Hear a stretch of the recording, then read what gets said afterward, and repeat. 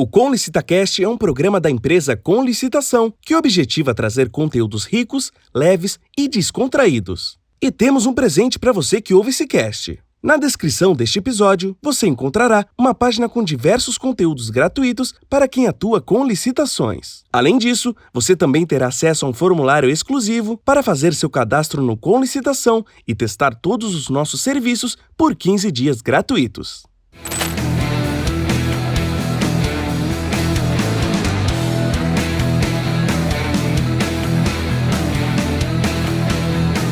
Está começando agora o Com LicitaCast, o podcast inteligente das licitações públicas. Olá, seja muito bem-vindo a mais um Com LicitaCast. E eu estou aqui, Antônio Lima, e agora contratado permanentemente, né? Se você não sabe qual que foi o processo de contratação, tem que assistir os outros episódios. E ao meu lado está aqui Bruno Moura. E aí, meu amigo? Obrigado, é um prazer estar aqui agora oficialmente, né, Antônio? Né? Agora não tem mais Agora não tem volta. Não, acabou. Não tem volta e nem martelada. Não tem como desfazer a martelada. E hoje é o terceiro episódio de uma trilogia, né, que a gente trouxe, né, com o professor Henrique Savoniti. E hoje temos muito conteúdo. Se vocês não assistiram os dois primeiros episódios, que foi da história da licitação e também das licitações na União Europeia, então eu convido você para assistir se estiver no YouTube ou ouvir se estiver em outra plataforma. Os links estão aqui no card, o pessoal vai colocar para vocês. E vamos lá, Bruno, vamos iniciar mais um conteúdo e hoje um conteúdo diferenciado. E, aliás, muitas pessoas, né, se perguntam em relação a isso, né? Tipo, vou vender só no Brasil? Posso vender fora do Brasil, sim ou não? Aliás, essa já é até uma pergunta que eu já vou deixar final, mas o professor só vai responder isso no final. Se eu posso ou não posso, bem objetivamente. Se eu tenho minha empresa estabelecida no Brasil, se eu posso ou não posso vender fora do país. Talvez seja uma das dúvidas que mais permeiam a cabeça das pessoas. Mas vamos lá, vamos iniciar com muito conteúdo, né? Boa, muito bom. Obrigado, Antônio. Então, Henrique Savoniti, para quem não sabe, ele é PhD em Direito na Universidade de Udine e Toulon. Acertei. Pronto. Até que enfim, né? No final da trilogia, né? Tem que acertar, poxa. Sim, e ele é autor desse livro aqui, então temos aqui licitações e contratos administrativos, QR Code na tela também, link na descrição, fiquem à vontade, bastante conteúdo, aulas também no QR Code dentro do livro, então quem adquirir também tem vídeos ali, videoaulas do professor, relatando um pouco sobre o livro também. Então, professor, seja bem-vindo a mais um episódio aqui, já tá batendo carteirinha, né? Seja bem-vindo e vamos falar hoje sobre licitação nos Estados Unidos e Reino Unido, é isso? É isso mesmo, obrigado mais uma vez pela oportunidade. Já estou quase como o Antônio aqui sendo contratado. Sim, né? Mas, eu iria falar mais isso. um pouco chega o Silvio aqui e me contrata também. Eu tô enrolado. Como é que eu vou fazer para voltar para Brasília? Daqui a pouco chega o Silvio com a mala. Mas eu pedi pro Silvio, até aproveitando, eu pedi pro Silvio dar um tempo. Porque você precisava desse tempo para poder... Para curar a mágoa, né? Curar a mágoa, para poder também absorver ali um novo cargo também. Então eu pedi para ele... Hoje ele não vem. Hoje ele não vem? Hoje ele não vem. Hoje eu pedi um substituto e em breve a gente já vai saber quem é, tá? Eu achei que ele tinha vindo, porque sempre quando ele vem, vocês não sabem, mas quando o Silvio vem, ele vem com um monte de seguranças. E dessa vez veio um monte de segurança, só que o pessoal tava armado, não sei. Acho que tava... Eu não sei quem que é, mas... Aguarde, Antônio, porque acho que você vai gostar também. E o professor também. Temos aqui, para iniciar então... a primeira pergunta, para a gente já dar o pontapé, para entender um pouco mais sobre as licitações nos Estados Unidos e Reino Unido, quais as principais, professor, diferenças que existem, né, entre o sistema jurídico britânico e também dos Estados Unidos, também comparado com o Brasil, para a gente já dar o pontapé nesse tema? Perfeito, Bruno. Eu acho que para a gente entender um pouquinho como é que funciona, né, essa questão das contratações públicas nos Estados Unidos, a gente precisa pontuar a diferença entre os sistemas jurídicos, né, o nosso sistema jurídico, que é o sistema jurídico romano-germânico, que nós chamamos de civil law, e o sistema jurídico inglês e americano, que nós chamamos de common law. Né? São duas estruturas jurídicas completamente diferentes, o que dificulta bastante a comparação entre os sistemas. É como se a gente estivesse comparando banana com laranja, né? Quer dizer, nós temos no mundo 5 grandes sistemas, tem depois o sistema do mundo oriental, o sistema jurídico chinês, mas os grandes sistemas, na verdade, esses um pouco decorrentes do common law, mas nós temos 2 grandes sistemas jurídicos, então. A nossa tradição romano-germânica, que é do direito dos códigos, né? O direito codificado, então as leis, os códigos, e a partir dos códigos a gente busca a solução para o caso concreto, né? O nosso raciocínio jurídico latino e romano-germânico, na Alemanha também, ele é um raciocínio jurídico dedutivo, né? Nós vamos do geral para o individual. O raciocínio jurídico inglês, americano, ele é indutivo, ou seja, é a partir do caso concreto, é a partir da jurisprudência que se constrói a norma. Então você tem uma legislação muito mais reduzida, tanto na Inglaterra quanto nos Estados Unidos, uma legislação mais simplificada, né? Porque a questão nasce basicamente a partir da jurisprudência. E aí, claro, se nasce a partir da jurisprudência, lá juízes são eleitos, magistrados são eleitos, são verdadeiros agentes políticos. No Brasil, o juiz não é eleito, né?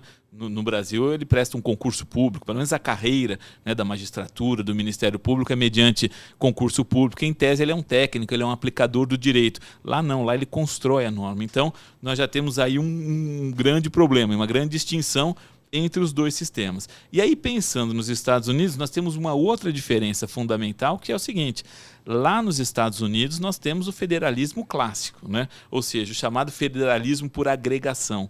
As 13 colônias da Inglaterra que se tornaram independentes, e aí para tentar, né, resistir aí a uma contra-revolução, a uma tentativa de reincorporação da coroa, esses 13 países se uniram e criaram um país só. Os Estados Unidos da América. Vem daí, então, essa expressão. E qual é a consequência prática disso? A consequência prática disso é que os entes que compõem a federação dos Estados Unidos têm uma grande autonomia.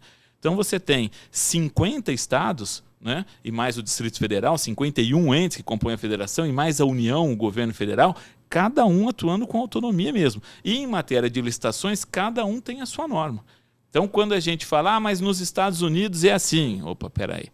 Nos Estados Unidos é assim como, né? Eu posso até falar, olha, na União Europeia é assim e tal, porque tem as diretivas, né? Quem não viu, assista o episódio anterior, já vou fazer uma propaganda, né? Que de certa forma uniformiza, padroniza a legislação. No Brasil nós temos também essa questão de normas gerais, normas específicas, então nós temos também uma legislação padronizada, entre aspas, entre todos os estados brasileiros. Nos Estados Unidos não tem essa, não. Nos Estados Unidos tem o regulamento de aquisições federais e depois cada estado, cada um dos 50 estados e o Distrito Federal tem os seus. Então, normalmente, quando a gente pensa, né, nos Estados Unidos, na legislação, a gente está sempre pensando nesse FAR, que é o Regulamento de Aquisições Federais. Mas a gente não pode perder de vista que cada estado tem uma legislação específica, diferente. Assim como a gente pensa, né, na legislação civil, penal, né, nos Estados Unidos tem pena de morte. Não sei, depende. Tem estados que tem estados que não tem. Nos Estados Unidos tem contratação integrada, tem estados que na legislação prevê a possibilidade de contratação integrada, outros não. Então é muito difícil comparar os Estados Unidos, seja porque a tradição jurídica deles é diferente da nossa, e seja porque lá é um federalismo clássico e a autonomia dos entes da federação é muito grande. Poderia dizer, então, que apesar de ser um estado, né, os Estados Unidos, em que a legislação tende a ser menor, em tese, para o fornecedor lá, se ele pretende vender para o estado inteiro, para todo o país, em tese ele tem que estudar tanto quanto alguém que queira vender no Brasil, talvez até mais. Né? Não sei se o professor concorda com essa visão, porque aqui no Brasil, apesar de ter a questão do Tribunal de Contas da União não necessariamente tomar decisão convergindo com os demais tribunais de contas e também os próprios tribunais de contas estaduais terem decisões que divergem, poucas, mas tem algumas que divergem, em geral, na matéria licitação, o Brasil ele tende a ser consolidado. Então, por exemplo, alguém que está no estado de São Paulo conseguiria vender plenamente para um órgão, por exemplo, eu estou vendendo para o executivo do estado de São Paulo, eu consigo vender para o executivo do Paraná e também para o executivo do Amazonas, por exemplo. No caso dos Estados Unidos, então isso é um pouquinho diferente. Se eu estou em um estado, por exemplo, eu estou em Texas, então não necessariamente eu vou conseguir vender com o mesmo regimento com um outro estado.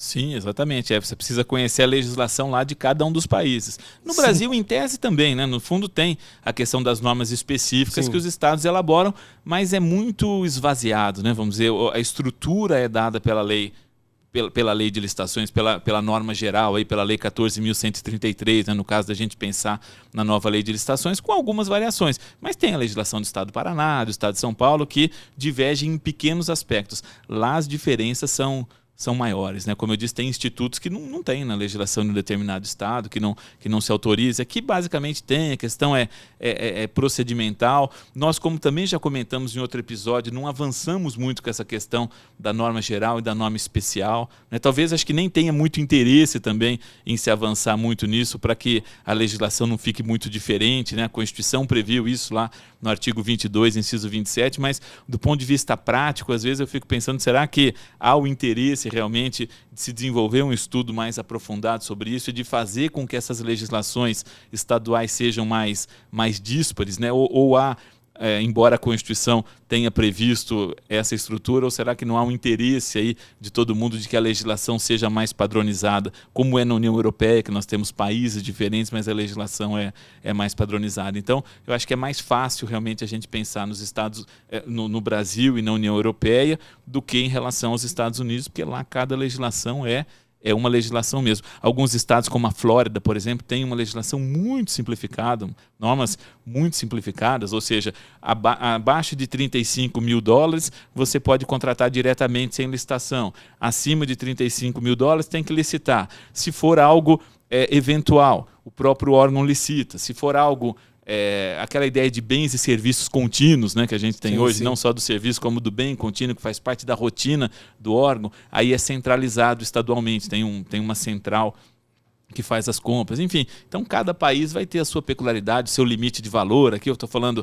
Flórida, 35 mil de dispensa, em outro estado o valor é diferente. Então, precisa realmente, para licitar nos Estados Unidos, claro, um licitante brasileiro precisa estar diante de uma licitação internacional, assim como acontece no Brasil, né? Para um licitante americano participar de uma licitação no Brasil, aquele procedimento tem que ter sido aberto como uma licitação internacional.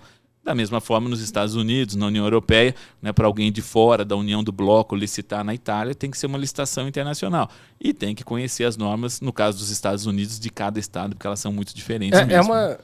Quando a gente olha, tem toda essa questão, né, cultural de quando vem, né, a questão do jurídico, como o professor trouxe, né, e também tem a questão do tamanho do país, né? Então, veja, os Estados Unidos, ele é um país continental, assim como o Brasil, apesar de as diferenças em alguns aspectos no Brasil serem mais notórias do que nos Estados Unidos, ele tende a ser, vamos dizer, da questão climática e outros, tende a ser mais equiparado, mas é um país com uma dimensão muito grande. E também serve como parâmetro para a gente começar a imaginar, será que no Brasil funcionaria isso?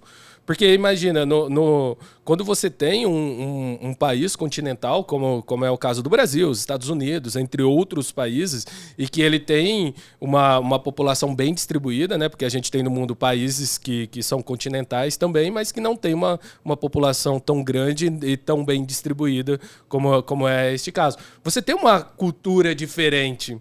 E você tem também necessidades diferentes. Por mais que, quando a gente olha os Estados Unidos, ele está um pouco mais equiparado, vamos dizer assim, na condição, até mesmo estrutural, em condições de país, vamos dizer assim, mas tem as suas diferenças. E fica até uma reflexão nossa, né? Será que o Brasil funcionaria com isso, né, de ter uma legislação individual para cada um? Eu imagino que não funcionaria. Não funcionaria e não é bom, né? Porque começaria a criar restrições à competitividade. Tanto que na União Europeia, como nós já vimos, as diretivas padronizam ali basicamente a estrutura das licitações, embora cada país membro, né, cada Estado membro da União Europeia tem a sua liberdade para fazer o seu código, mas realmente a ideia é que a legislação seja o mais uniforme possível, né? Então realmente não é bom. Nós não temos esse histórico também dos Estados Unidos, sim, né? Sim, o brasileiro não tem, é cultural, né? O brasileiro não tem isso, não adianta. E o nosso próprio código jurídico não é assim. Não teria como, né? O único jeito de se fazer isso é abrindo a discussão, como o professor trouxe, né? O que é específico, o que é geral, para poder trazer um pouco mais de autonomia. Mas o que a gente vê, até historicamente no próprio país, por exemplo, a lei das estatais, quando ela surgiu, ela veio minimalista e ela trouxe a oportunidade para que cada estatal fizesse o seu regulamento. E aí o que a gente encontra? A maioria das estatais praticamente fez um Ctrl-C, Ctrl-V daquilo que elas consideravam importante, da 866 e da 10520.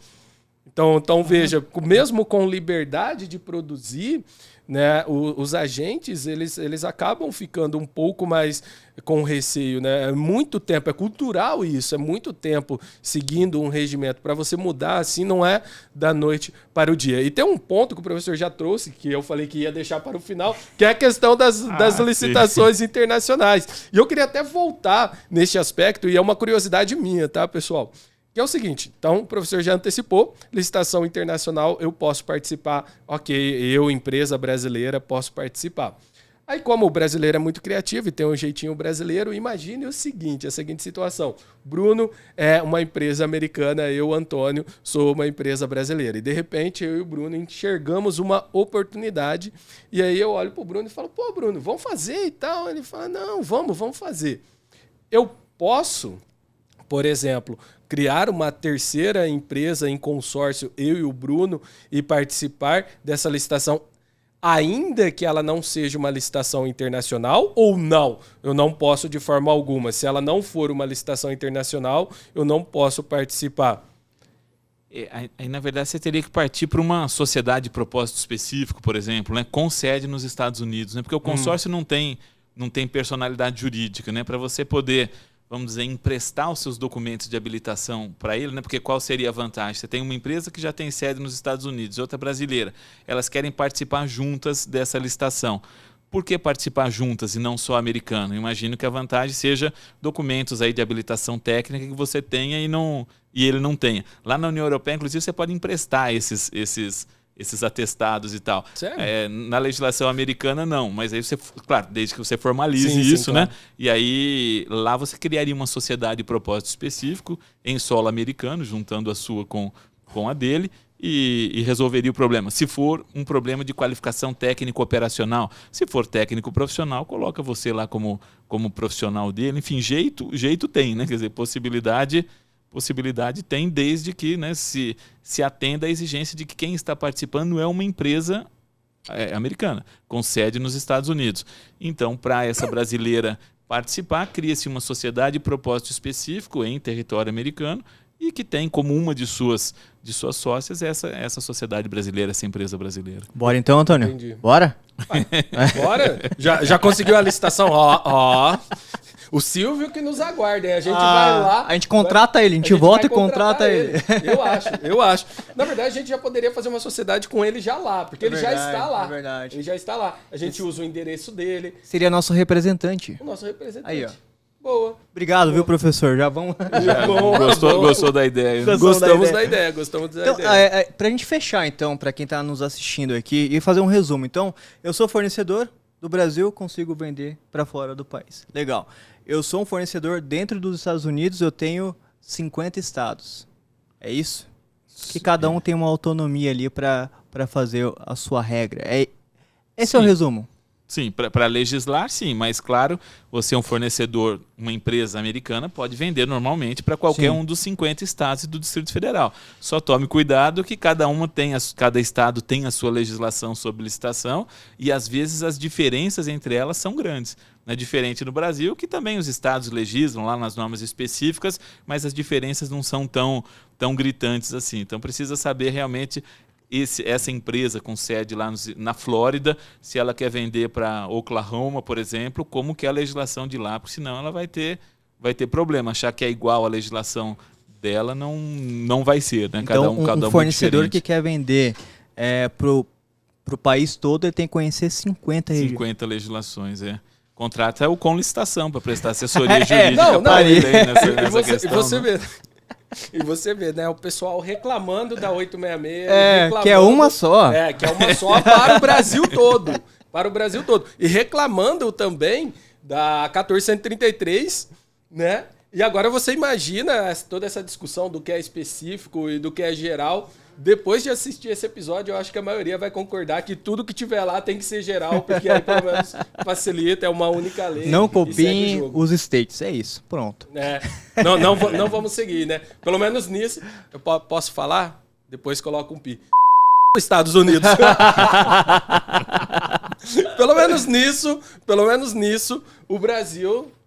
Tá à melhor. frente, tá à O Brasil frente, tá na com frente. certeza, com eu, certeza. eu particularmente acho que a uniformidade, agora falando sério mesmo, a uniformidade ela tende a trazer maior segurança. Com certeza. Quando você vai participar, não que a forma como eles fazem não tenha segurança jurídica, muito pelo contrário, porque existe sim a segurança jurídica para esses processos. Com Mas certeza. eu digo que tende a ter maior segurança do ponto de vista de quem está participando.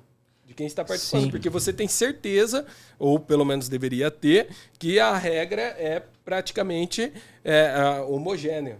Ela não é tão heterogênea como nos Estados Unidos, que para cada estado você vai ter uma legislação e, quiçá, talvez possa ter as micromodificações individuais por cidades dentro do mesmo estado. Sim, não, e não é só isso, né? Cuidado se você for lá de um estado para o outro nos Estados Unidos, porque a legislação civil, a legislação penal também é diferente, né? Aí, ó. Aqui no Brasil nós temos um Código Civil. Lá cada estado tem o seu Código Civil, lá cada estado tem o seu Código Penal. Por isso que tem uns que têm pena de morte, outros que não têm. Então lá realmente os estados têm uma profunda autonomia. Aqui, se a gente puder dizer a grosso modo, né, o forte da legislação é federal, né? Quer dizer, as normas mais importantes são federais. Lá não, lá as normas mais importantes são estaduais. Código Civil, Código Penal, é tudo estadual. São poucas as normas federais por conta realmente dessa autonomia, desse processo histórico, né? Dos 13 países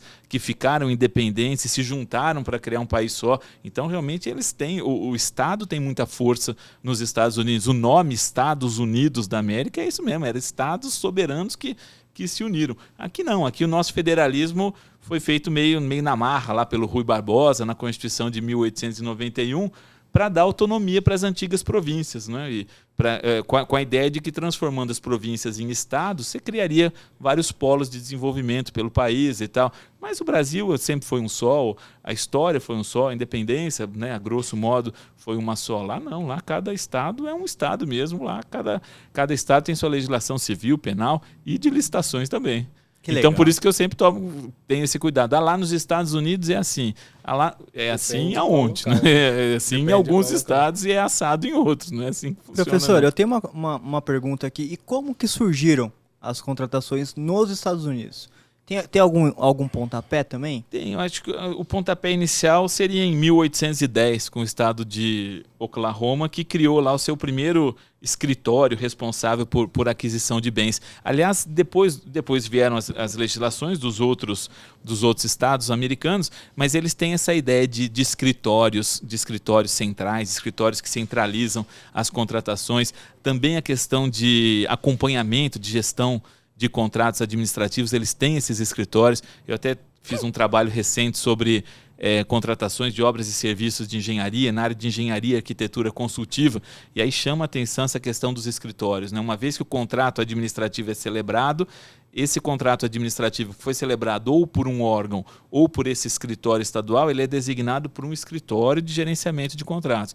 E aí esse escritório ou tem pessoal para acompanhar esse contrato ou contrata também, né, as supervisoras, fiscalizadoras para fazerem esse trabalho. Aqui no Brasil não, né? Aqui no Brasil cada órgão gerencia o contrato que ele mesmo celebrou, né? E assim como acontece com as licitações, lembra que nós vimos lá na União Europeia, né? Também aqui no Brasil, cada órgão faz a sua licitação e depois cada órgão faz o acompanhamento e fiscalização do contrato que celebrou. Lá nos Estados Unidos não, vai para esses escritórios centrais aí de administração de contratos com gente especializada em acompanhamento, fiscalização, execução contratual. Aqui no Brasil se queixa, muitas pessoas falam, né, da necessidade de se criar uma carreira, né, de agente de contratação, enfim, uma carreira de técnico, de analista em contratações públicas, né, pessoas que fossem formadas especificamente para lidar com licitação. E lá nos Estados Unidos você tem um escritório tanto para centralizar compras aí de bens e serviços contínuos em cada estado, quanto para gerenciar contratos. Claro, pensando sempre de maneira geral, né, com uma ótica mais na norma federal, porque cada estado tem autonomia e alguém pode me surpreender. Mas lá no Alasca, professor, é diferente. Né? Então, mas de maneira geral, tem esses escritórios centrais que começam realmente com esse de Oklahoma em 1810. Essa ideia aí, ela é bem próxima do que a gente tem. No episódio anterior, a gente falou da União Europeia e falamos da ANAC. Né? Então é bem próximo do que tem lá nessa questão da ANAC. A única diferença é que lá tem ANAC. Ou ANAC, né? Como você falou. Se fosse na França, mas não tem na França, só na Itália. Né? Então é bem próximo a isso. Então você tem especialistas para cuidarem de um determinado tema. E isso é bem interessante e é bem legal, porque quando você para analisar, você verifica que você tem pessoas que detêm, ou em tese deveriam deter, total potencial e capacidade para executar aquela atividade. Então veja, você traz os melhores e auxilia esses melhores, porque ele vai ser especialista, porque sempre ele estará fazendo a mesma atividade, né? Diferente um pouco do Brasil, que no Brasil você tem ali um servidor que pode estar fazendo N atividades. Então hoje ele é gestor, amanhã ele é fiscal, depois ele está contratando, ele está licitando, enfim, então você tem ali, você abre o leque demais, mas você não tem um especialista. Sem dúvida. E ele também trabalha, né? Essa pessoa que mexe com licitação, né? É igual a gente como professor, né? Às vezes o aluno pergunta, fala, ô professor, mas o senhor trabalha também ou só dá aula? Eu falo, não, eu sou... Não, então eu trabalho também. Eu ultimamente tenho dado cada vez menos aula e trabalhado cada vez mais no escritório de advocacia. Mas o servidor que mexe com licitação também, né? Quer dizer, além de lidar com a licitação, ele também trabalha, né? Quer dizer, ele também tem as atribuições inerentes ao cargo dele. Perfeito. E tem esse plus de ser um agente de contratação, de ser um pregoeiro, né? E se avançasse essa questão da carreira específica, né, de logística pública para lidar com contratações, ele não trabalharia mais, ele só mexeria com licitação. Hoje, além da licitação, ele tem as atribuições inerentes ao cargo dele. Assim como acontece em relação ao processo disciplinar, né? Quer dizer, o servidor designado para acompanhar um PAD, um processo administrativo disciplinar, ele continua com as atribuições do cargo dele e vai ter que mexer com o tal do PAD. E aí o pregoeiro também. Difícil alguém que fique só por conta daquilo. Né? Se a gente pensar com os olhos de Brasília, tudo bem, nos ministérios você tem uma estrutura enorme e aí você pode designar lá alguns servidores para só mexer com licitação mesmo. Agora, pega lá um fórum da Justiça Federal no interior do país, que tem 3, 4 servidores ali, 2 analistas, 2 técnicos. Essas pessoas, além de funcionarem como analista, como técnico, têm que fazer licitação, têm que fazer PAD, têm que ser gestor de contrato, fiscal de contrato. Então, realmente, nós poderíamos avançar nessa questão da especialização da carreira do agente de logística, do agente de contratação, do nome que se dê, né, com técnicos e analistas que fossem preparados para aquilo ali, para conduzir licitação, para conduzir a execução contratual. Que legal. Nossa. Professor, eu tenho aqui também uma questão que foi debate ali dos episódios anteriores. Como que funciona a proposta economicamente mais vantajosa, agora falando de Estados Unidos e também, se possível, né, Reino Unido, por gentileza? Pois vai parecer que eu sou obcecado, né, com essa questão da proposta economicamente mais vantajosa, mas eu acho que eu sou mesmo. Né? Então, essa questão da contratação... O Antônio ele foi para tratamento, hein? Cuidado, hein, professor? Pois eu não tive traumas tão grandes quanto os do Antônio, que atuou como pregoeiro. A minha obsessão é mais acadêmica, ela é um pouco mais tranquila, então nesse ponto não vivenciei ali na prática um pregão interminável como o Antônio deve ter vivenciado. Pesadelos aqui. Mas lá também, lá nos Estados Unidos, também eles dão ênfase para essa questão da proposta economicamente mais vantajosa, desde inclusive da década de 70. Lá tem a Lei Brooks, né, para contratação de obras e serviços de engenharia, que ela é de 18 de outubro de 1972, que institui o QBS, que é a seleção baseada em qualificação, que é um tipo de proposta economicamente mais vantajosa, ou seja, que é uma contratação que leve em consideração não só o preço, mas uma série de fatores, né, como nós já vimos no episódio da União Europeia, relacionados à sustentabilidade, a políticas de inclusão, a combate à corrupção, a utilização, né, do poder de compra do Estado como instrumento para induzir políticas públicas na área social. Lá nos Estados Unidos também, claro, quando eu falo em QBS aqui, legislação federal, né? Todos os órgãos e entidades devem realizar todos os órgãos e entidades da administração federal americana devem realizar essa contratação com base na qualificação, o QBS. E a maioria dos estados também adota o QBS. Mais ou menos nessa ideia do Brasil, né, de copiar um pouco a legislação federal, lá alguns estados também copiaram o QBS. Então, realmente, eles têm uma preocupação com a qualidade da contratação e não só com o preço, com um processo licitatório que garanta uma ampla participação e com a qualidade dessa contratação. Uma coisa interessante, é até uma dúvida que ficou em mim e talvez possa ser a dúvida do nosso telespectador. A questão, a gente já viu que lá, né, praticamente cada estado vai ter uma regra, né? A gente tem uma mini regra geral, mas a gente já viu que a regra individual ela se sobrepõe à regra geral, vamos dizer assim. Aqui no Brasil, só traçando um paralelo, só para o pessoal entender. Aqui no Brasil, imagine o seguinte, eu vou vender para um órgão federal. Então, independente de qual estado eu esteja, a norma vai ser igual. Então, eu não terei essas diferenças. Então, se eu estou vendendo para um órgão federal dentro do Brasil, independente se eu estou em São Paulo e vou vender para os outros 25 estados da federação, a regra vai ser igual, porque eles estão debaixo de uma única legislação, de um único controle, enfim. Lá nos Estados Unidos, isso também se aplica no caso dos órgãos federais. Imagina, então lá eu tenho a divisão, igual aqui no Brasil, né? Federal, estadual, municipal, né? Apesar que os nomes lá são um pouco diferentes. Mas quando o órgão ele é federal, ele se mantém em uma única legislação ou não? Apesar dele ser um órgão federal, o fato dele estar em um determinado estado faz com que a regra daquele estado ele seja aplicado para aquele órgão federal também. Não, aí vale realmente a regra do ente da federação ao qual ele pertence, né? Então, no caso do federal, né, dos entes que compõem a União, eles estão espalhados nos 50 estados, né? Por exemplo, a companhia de rodovias, as companhias de ferrovias que são federais, aí seguem a legislação federal. Mais ou menos como no Brasil, né? Quer dizer, nós temos a Lei 14.133, que na esfera federal traz tanto as normas gerais quanto as normas específicas, né? Então, um tribunal federal situado em Minas Gerais, um tribunal regional federal que está sei lá, no Paraná, segue a regra da União. Lá vale a mesma regra. Se a contratação é federal, então com recursos federais da União, dos departamentos, das agências executivas da União, aí segue o FAR, lá, que é o Regulamento de Aquisições Federais, e essa Lei Brooks, que integra o FAR e outras normas assim. Quando a contratação é feita pelos estados mesmo, no âmbito da autonomia dos estados, aí cada estado vai ter a sua norma própria sobre licitações. Bruno, eu acho que quando a gente for montar a nossa empresa lá, a gente tem que vender para a União. Isso. Tá? É muito mais vantajoso. Não, e também vai ser mais fácil, porque a gente estará debaixo de uma única legislação. Depois a gente vai estudando individualmente de cada estado e começa a expandir para os estados e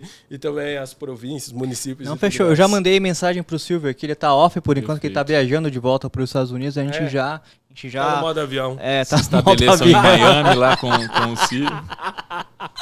Professor, pra gente fechar aqui então, é lógico, temos muitos debates aí pela frente, falando um pouco sobre Estados Unidos, Reino Unido, né? Mas pra gente fechar aqui esse tema, o Reino Unido até pouco tempo atrás ele era integrado à União Europeia, não era? Então, como que funcionou essa ruptura e também as contratações, como que foi disciplinada nesse país que se desligou ali da União Europeia? Por gentileza, porque seguia, né, aquela regra ali que a gente já verificou ali das no diretivas anterior. né?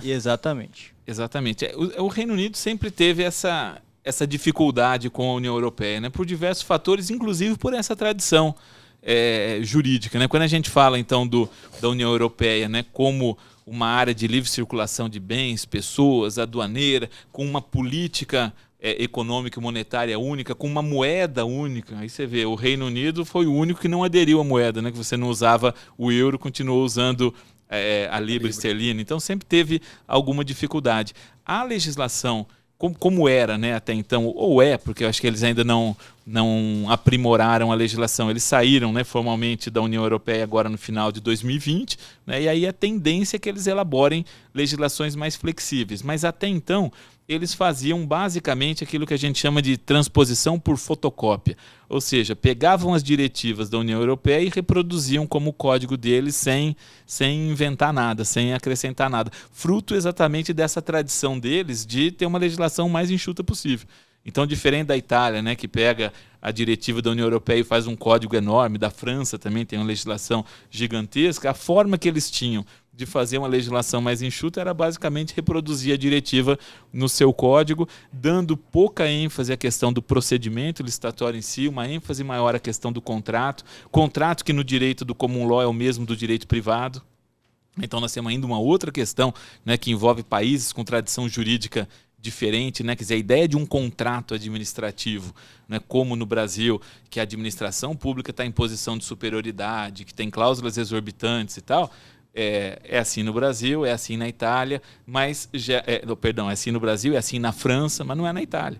Na Itália, você não tem um contrato administrativo como um instituto jurídico próprio. Você faz a licitação, depois que você assinou o contrato, é um contrato normal, regido pelo direito civil. Na Inglaterra, a mesma coisa. Você fez a licitação, que é um procedimento bem simples, assinou um contrato, ele é regido pelas normas de direito civil. Então, tem essa outra diferença também. Vejam como é interessante quando a gente fala em comparação e como é complexo, né? Quer dizer, em relação a cada um dos aspectos, você tem peculiaridades. No Brasil, nós temos o contrato administrativo com a presença das cláusulas exorbitantes que põem a administração em posição de superioridade, que é uma faca de dois gumes, né? Porque às vezes a administração, por um lado, tem esse privilégio, mas por outro, se você está contratando com alguém que sabe que tem um privilégio, você tem que se resguardar, e esse se resguardar significa cobrar mais, porque se a administração resolver não te pagar, você não vai receber. Porque você vai entrar com uma ação na justiça, precatório, lista ordinária, porque se fosse ainda pensão alimentícia, seria da lista preferencial, nos 20, 25 anos você receberia.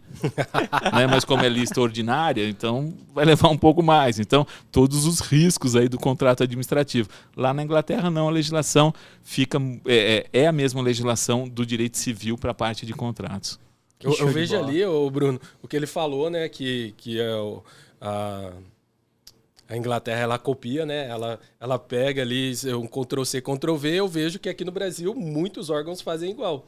Né? Então eles inspiraram lá, tem um Ctrl-C, Ctrl-V. E essa questão do precatório é interessante porque, assim, se você tiver algum problema em relação a isso, você já pode planejar para as próximas gerações. Então veja, eu não recebi agora, já vou pensar nos meus filhos ou netos para receberem isso. Olha só, pensar no futuro até. Que bom que ele tá anotando tudo, porque a gente vai expandir pro Reino Unido também. Fechou, ótimo, Maravilha. ótimo. Você viu que o pessoal invadiu aqui, né, Antônio? Não, ele já chegou chegando. Ele já chegou com o exército dele aqui. Por isso que eu Seja bem-vindo.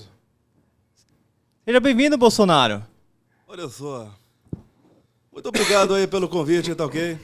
Tô com muita dor de cabeça aí, Brasília. Tá acontecendo muita coisa aí, tá ok? Prazer recebê-lo aqui também. Nosso querido professor. Olha só. Muita coisa eu tenho que passar, tá ok? Muita correria aí. Mas eu vim aqui pra dizer algumas coisas aí, porque o outro candidato aí... Isso é democracia aí, pô. Vem ele uma vez e sou eu agora, pô. Ele exigiu, na verdade, estar aqui hoje. Exigiu. Não foi... Exigiu. Eu tenho que exigir porque se tem a vez dele, tem que ter a minha aí também, pô. Não, eu acho que tá certo. Tem muitos eleitores aí, tá ok? Que estão indecisos pro voto aí do ano que vem. Então, não pode ele somente ser convidado para falar aqui. Tem que ter a democracia. E eu tô aqui também pra tem que ter falar a igualdade, né? A igualdade é um dos princípios da É isso aí, pô. É isso aí. Então esse é o nosso quadro No Meu Governo. Seja bem-vindo, Bolsonaro. Olha só, muito obrigado aí. Muito obrigado. Eu vou falar algumas coisas aqui que eu tô com uma ideia muito boa aí, tá ok? Eu tô aqui para falar do meu governo, que nós vamos aqui trazer uma pessoa lá do States, tá ok? Lá dos Estados Unidos, o nosso querido Trumpão. É o Trump.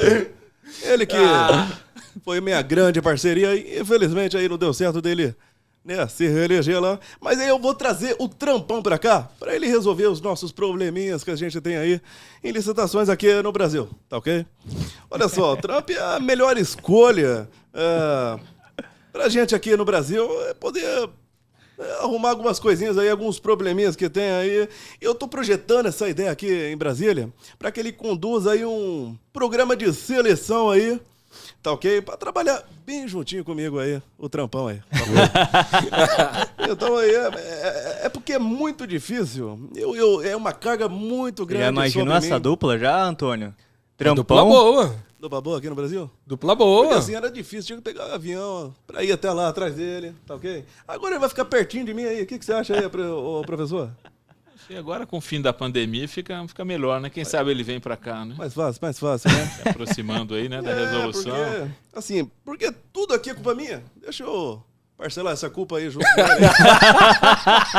As minhas costas já tá muito largas, é muita coisa aí em cima de mim, pô. Deixa o Trump aí, pô, do meu lado aí, pra ele também resolver alguns caju aí que eu tenho que resolver aí, tá ok? Tem algumas coisas aqui, o Henrique Savonete aí, eu tenho uma coisa aqui pra falar. Se você aceitar, é claro, que no meu governo aí eu quero que você seja um mestre de licitações aí, pô. O que você acha aí? Porque no meu governo você vai ser responsável aí, tá ok? Pela parceria Brasil, Inglaterra e Estados Unidos aí. E vamos aí unir fazer a junção aí Você tá da nossa disputado, moeda aí hein, com o Henrique? dólar. O quê? Você tá disputado, hein? Você vê que eu já estou com um emprego garantido. Não, então, pro emprego próximo você tem. governo, independente do que acontecer, eu já estou com 2 convites aí importantes, hein? É verdade. E assim, a gente vai unir o útil ao agradável aí, que eu sei que eu vou ganhar. Tá certo? Eu vou ganhar. Eu nem vi a outra entrevista que o outro candidato tava aí. Tá ok? E eu tenho que falar que meu governo tem coisa boa também, pô. Porque essa lei aí, de 93, demorou pra atualizar aí, pô. Quando que nós atualizamos? Quando que a gente arrumou essa lei aí? Olha aqui, ó. No meu governo, pô. Passaram governos e governos, passou aí. Governo atrás de governo, que não resolveram nada. E só no meu governo aí, que a gente, né, professor? Que a gente aí fez alguma coisa aí pra ajudar aí os licitantes do nosso querido Brasil. Tá certo? O professor Presidente. ele terá autonomia pra mudar, porque ele tá com várias ideias aqui, Bolsonaro. O que você acha? Eu acho que é a pessoa certa pra isso aí. Não tem nem segredo aí, pô. É a pessoa correta pra ser o mestre de licitações aí no meu governo aí. Se quiser, pode ter 2 cargos aí de ministério aí, tá ok? A mamata a gente vê pra depois, né? Tá certo? Então, você aceita ser ter um ministério aí no meu governo? Aí? Super-ministro, né, presidente? Eu super-ministro aí. Ele vai criar um ministério de outro. licitações, é isso? Não, Ministério das Contratações Das compras Públicas. Nossa. Aí, ó. E eles mesmo deram o nome. Já aceitou aí. Já tem pô. o nome. Já aceitou antes de eu oferecer aí, pô. Ô, certo? presidente, me fala uma coisa. Será o mico, né? O Ministério das Contratações? Olha, Olha só. eu acho que será uma boa. Deve ser um mico. Ô, presidente, me fala uma coisa. O senhor falou da questão da lei e tudo, Sim. mudou no governo do senhor. A data para sancionar a lei, ela foi escolhida a dedo ou não? 1º de abril, né? Olha, se fosse no governo do outro, não ia ser escolhido a dedo porque ia faltar um. Tá certo? Ele gostou dessa piada aí. Tá certo aí, pô. Olha só, não foi escolhido a dedo não, porque meus ministros eles são muito preparados pra isso. E a gente entendi. não tem a data aí que deu pra fazer. Coincidiu. Na correria a gente não tem tempo pra escolher a dedo não. Eu entendi. E falar em dedo, não vamos falar de dedo. Eu prefiro que a gente não fale de dedo aí. Vamos deixar dedo pra depois aí, que tem gente que tá faltando aí um dedo aí, tá certo? Olha Bolsonaro, obrigado pela participação. Henrique, obrigado mais uma vez pela participação. E vamos às considerações finais, por gentileza. As mesmas de sempre. Agradecer vocês, agradecer o Antônio pela generosidade, você pela parceria, pelo convite. Dizer que estou à disposição do Com Licitação, do Com Licitacast para outros episódios aí, para conversarmos sobre outros temas que envolvem as contratações públicas. Agradecer pela oportunidade de divulgar meu livro e de estar aqui com vocês aprendendo com o Antônio, aprendendo com vocês, dando risada com com o Gui, né? E seus vários personagens aí, foi muito bacana, muito bom. Show Obrigado. de bola. Muito obrigado, Antônio. Bom, quero primeiramente agradecer em especial o presidente, né? Que honra, Que né? veio aqui. Senhor presidente, gratidão por estar presente. Tá? Valeu aí. Gostamos muito do plano. Agradecer a todos, agradecer em especial ao professor que teve a disponibilidade, né? Foram 3 episódios, fizemos uma trilogia, olha só.